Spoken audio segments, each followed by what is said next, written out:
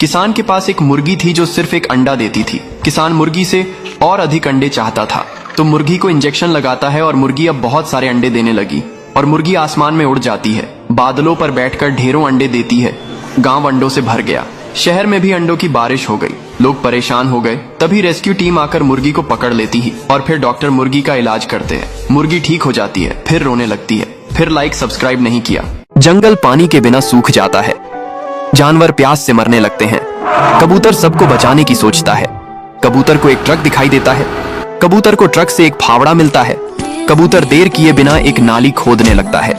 नाली खोदते खोदते कबूतर एक पहाड़ तक आ जाता है और वहां एक गड्ढा खोदता है और बहुत सारा पानी निकलने लगता है। अब नाली से होता हुआ पानी जंगल पहुंच जाता है। सारे जानवर पानी पीकर अपनी जान बचा लेते हैं। जंगल हरा भरा हो जाता है, लेकिन कबूतर रोने लगता है। फिर लाइक सब्सक्राइब नहीं किया।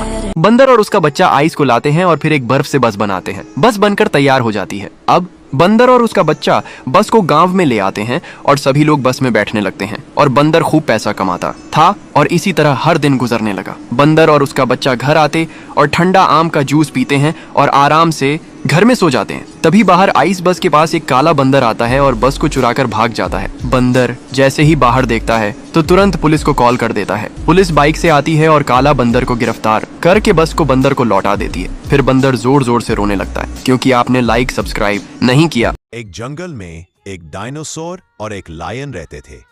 डायनासोर बड़ा और ताकतवर था, जबकि लायन छोटा लेकिन बहादुर। एक दिन जंगल में आग लग गई। सब जानवर भाग गए, पर लायन ने देखा एक छोटी हिरन आग के बीच फंस गई है। लायन उसे बचाने गया, पर खुद फंस गया। तब डायनासोर ने अपनी लंबी गर्दन और ताकत से लायन और हिरन दोनों को बचा लिया।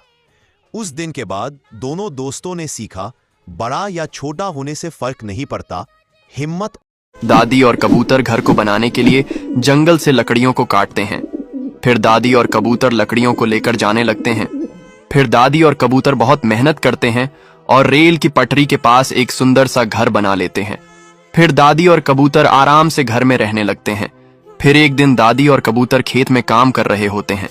तभी ट्रेन तेजी से आती है और घर को तोड़ डेच कर चला जाता है। फिर दादी और कबूतर आकर देखता है और रोने लगता है क्योंकि किसी ने लाइक सब्सक्राइब नहीं किया।